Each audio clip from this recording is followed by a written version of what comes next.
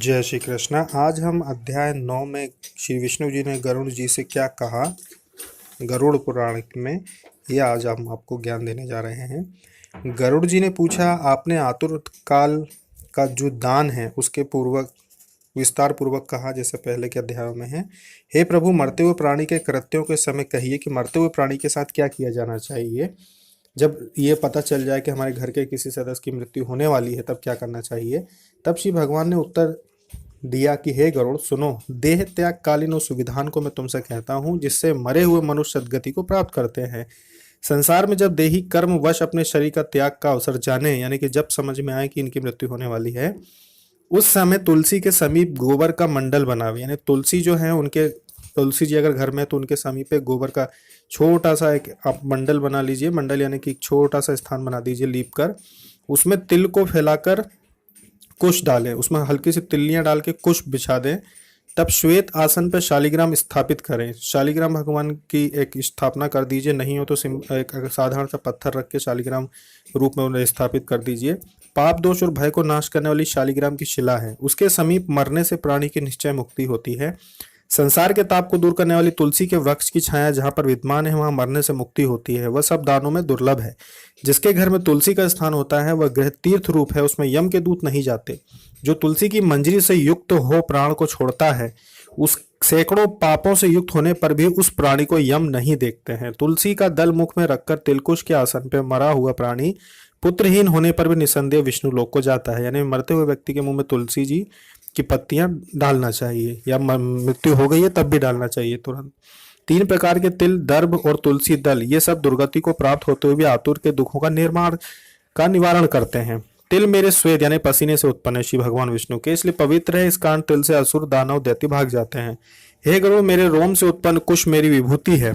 कुश जो होती है, इससे उनके स्पर्श मास से ही मनुष्य स्वर्ग लोक को जाते हैं। कुशा के मूल में ब्रह्म, मध्य में जनार्दन और अग्रभाग नोक में शंकर देव स्थित हैं। इस प्रकार तीनों देवता कुश में स्थित हैं। कुश जो होती है घास होती है, उसका भी हम वीडियो में फोटो दिखा देंगे। इससे कुश, अग्नि, मंत्र, तुलसी, ब्राह्मण और गो ये बारंबार काम में लगने पर भी अपवित्र नहीं होते। कुश पिंड में निर्माल्य होता है और ब्राह्मण प्रेत के भोजन में निर्माल्य होता है। मंत्र, गौ और तुलसी नीच के ग्रह में निर्माल्य होते हैं तथा अग्नि चिता में निर्माल्य होती है। गोबर से लिपे हुए और दर्भ के बिछोने से संस्कार किए हुए स्थान में भूमि पर उस व्यक्ति को सुलावें जिनकी मृत्यु होने वाली हो। अंतरिक्ष को त्याग करें, भूमि से ऊपर पलंग आदि से उतार दें। यानी अगर जो व्यक्ति पलंग पे सो रहा हो तो उसे जमीन पे सुला दें, कुश की घास की यानी कि आसन बना के। ब्रह्मा, विष्णु, रुद्र और अग्नि ये सब देवता मंडल के ऊपर बैठते हैं। इससे मंडल मंडल यानी कि जो बनाना है गोबर से। बिना लिपी जाने वाली सब भूमि पवित्र होती है। जैसे टाइल्स लगे हुए पक्की जगह है तो उसको पवित्र, वो तो है ही है। जो लिपी जाती है फिर लीपने से पवित्र हो जाती है। पिशाच, राक्षस, भूत, प्रेत और यम के दूत बिना लिपे हुए स्थान में, खाट में और अंतरिक्ष में प्रवेश करते हैं। यानी ये खाट में आ सकते हैं, जो चारपाई होती है, पलंग होता है। इससे अग्निहोत्र, श्राद्ध और ब्राह्मण भोजन और देवता का पूजन, इन सबको बिना मंडल की भूमि में आतुर से न करावें। यानी कि गोबर से लीप के या साफ करके भूमि, उसी पे ये सब चीजें करानी चाहिए। इसके पश्चात उस आतुर को लिपी हुई भूमि में सुलाकर उसके मुख में स्वर्ण और रत्न डालें। यानी सोने की कोई छोटी सी बाली हो आपके पास, या कोई भी छोटा मोटा सोने का टुकड़ा, छोटे कोई भी आपका अगर है तो वो उसके मुंह में डाल दें। अगर मृत्यु हो गई है तब भी डाल दें, क्योंकि तकरीबन 1 घंटे तक, मृत्यु होने के बाद 1 घंटे तक भी मस्तिष्क में प्राण रुके हुए होते हैं। तो आप मुंह में, जो भी व्यक्ति की मृत्यु हो गई घर में, उनके मुंह में सोने का कोई भी छोटा सा, या लौंग सबसे बढ़िया होती है, ज़्यादातर लौंग डाल देते हैं। सोने की, कान में पहनने की या नाक की हो वो डाल सकते हैं आप धो के। उसके मुख में स्वर्ण और रत्न डालें। फिर शालिग्राम स्वरूप विष्णु चरणामत पिलावे। शालिग्राम शिला के जल को जो बिंदु मात्र पीता है वो सब पापों से छूटकर स्वर्ग में जाता है।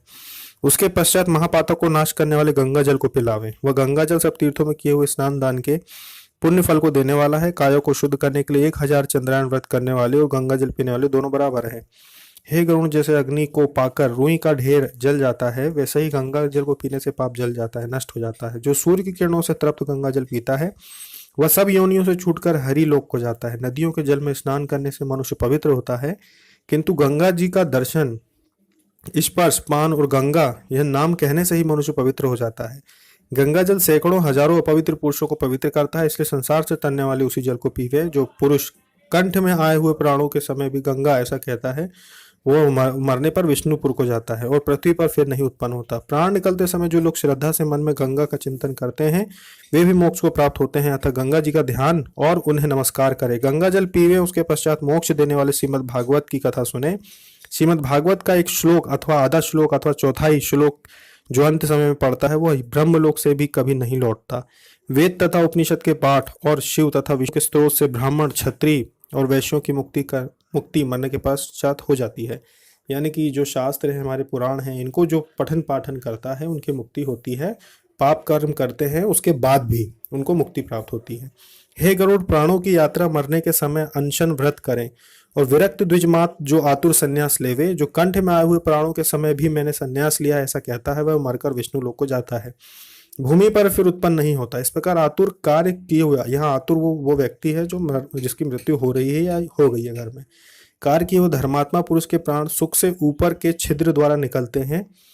मुख, आंख, नाक और दोनों कान, इन 7 द्वारों से होकर सुकृति लोग जाते हैं। ये ध्यान से सुनना कि जब मौत होती है तो आत्मा कहाँ से निकलती है। जिन लोगों के मुख से, आंख से, नाक से और दोनों कान, इन द्वारों से सुकृति लोग जाते हैं, मतलब अच्छी आत्माएं जाती हैं, प्राण छोड़ते हैं। और योगी लोग तालु के छिद्र से प्राण छोड़ते हैं, यानी कि तालु से जो जिनकी आत्मा निकलती है वो योगी लोग होते हैं। अपान वायु से मिले हुए प्राण जब इस शरीर से अलग होते हैं तब वायु भी सूक्ष्म द्वार से निकल जाता है।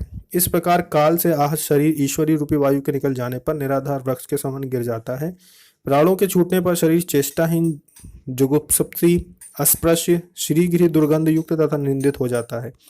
शरीर की अवस्था क्रमी, विष्ठा और भस्म रूप से 3 प्रकार की होती है और क्षण में विध्वंस होने वाले शरीर पर मनुष्यों द्वारा क्यों गर्व किया जाता है। पृथ्वी में पृथ्वी, जल में जल, तेज में तेज और पवन में पवन लीन हो जाता है, वैसे ही आकाश में आकाश लीन हो जाता है। वह आकाश सर्वव्यापी और शिव रूपी है, नित्य ही मुक्त, जगत का साक्षी रूप, अजन्मा अमर आत्मा देह में स्थित है, इंद्रियों से युक्त, जीव शब्द आदि विषयों से घिरा हुआ, काम प्रेम आदि तथा कर्म रूप कोष से युक्त होकर, पुण्य और वासना से युक्त होकर अपने कर्म द्वारा बनाए हुए नवीन देह में प्रवेश करता है। जैसे घर जल जाने पर ग्रही दूसरे घर में प्रवेश करता है, तब किंकणी जाल की माला वाले विमान को लेकर चलते हुए चामरों से शोभित देवताओं के दूत आते हैं। धर्म के जानने वाले पंडित और धर्मात्मा को सदा प्यार करने वाले देवता के दूत कृत प्राणी को विमान में बैठाकर स्वर्ग को ले जाते हैं। सुंदर दिव्य देहधारी वह पुरुष देवता रूप धारण करता है और महानुभाव पुरुष प्रदान के प्रताप से निर्मल वस्त्र तथा माला रत्न जड़ित आभूषण से युक्त देवताओं से पूजमान हो सब। देखिए इसमें निवास करता है। इसमें यह दिया गया है कि जो भी लोग अध्यात्म से जुड़े रहते हैं और जो सही तरीके से पुराणों का, शास्त्रों का पठन पाठन करते हैं, जैसे अभी आपने ये जो सुन रहे हैं गरुड़ पुराण के अध्याय, ये भी पुण्यदायी होता है। साथ में जो ये छोटे छोटे उपाय बता रहे हैं, अब इसमें तो क्या जल्दी जल्दी जैसे हमने बता दिया आपको सभी अध्यायों का, एक वीडियो ऐसा बनाएंगे जिसमें पूरी गरुड़ पुराण के जो मुख्य मुख्य बिंदु हैं, जैसे कि मृत्यु के समय तुलसी दल या स्वर्ण जो होता है वो मुंह में डालना चाहिए, गौ माता का दान करना चाहिए, तो एक वीडियो पूरा ऐसा बना देंगे जिसमें गरुड़ पुराण के सारे महत्वपूर्ण बिंदु रहेंगे। इसमें यह बताया गया है कि जब व्यक्ति की मृत्यु आती है, जब हमें लगता है कि हमारे घर में कोई तड़प रहा है, उसकी मृत्यु आने वाली, जैसे बहुत बुजुर्ग लोग हैं और बहुत दिन से भोग रहे हैं, तकलीफ कष्ट भोग रहे हैं, अपने को लगता है कि अब इनका निकट आ गया है अंत समय, तो उस समय जो क्रिया करनी होती है उस विषय में बताया गया है गरुड़ पुराण के अध्याय 9 में।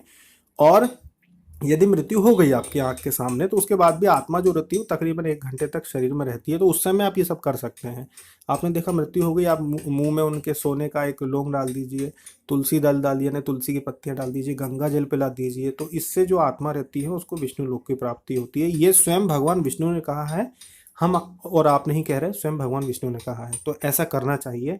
और उसे जो कुश होती है, कुछ जो घास होती है, जब आप किसी की मृत्यु हो जाती है तो उसके बाद आप लेकर आते हैं उस घास को, तो उसको अगर आप जैसे पहले से रला के रखते हैं और आपको लगता है कि मृत्यु होने वाली, तो उसका आसन बना के जमीन पर अगर उस पर लेटाते और उस पर प्राण छूटते हैं तो भी मृत्यु होने पर उनको मुक्ति निश्चित होती है। अच्छा देखिए भगवान विष्णु ने कितना अच्छा मनुष्य जीवन के लिए कितना अच्छा उपकार किया है कि ये तो कहा कि पाप का जो कर्म भोगना पड़ता है, लेकिन उससे बचने के कितने सारे रास्ते बता दिए हैं कि आपको कैसे, आप पाप हो गए गलती से तो उनसे कैसे मुक्ति मिल सकती है। ये कृपा है प्रभु की कि इतने अच्छे आपको आसान से तरीके बताए हैं कि अगर गलती पाप हो भी गए हैं तो उनसे मुक्ति मिल सकती है। हमें बस जानबूझ के पाप नहीं करना चाहिए। अब देखिए जो अध्यात्म से व्यक्ति जुड़ा ही नहीं है, जो सिर्फ काम पैसा घर परिवार में फंसा है और जो अध्यात्म से नहीं जुड़ा, उसको तो मुक्ति मिलना मुश्किल है। जो पाप किए हैं वो भोगने पड़ेंगे। लेकिन जो अध्यात्म से जुड़ जाते हैं, जिनको इस तरह का ज्ञान मिल जाता है कि हम कैसे बाहर निकलते हैं, उनको देखिए कितने आसानी से मुक्ति भी प्राप्त हो सकती है।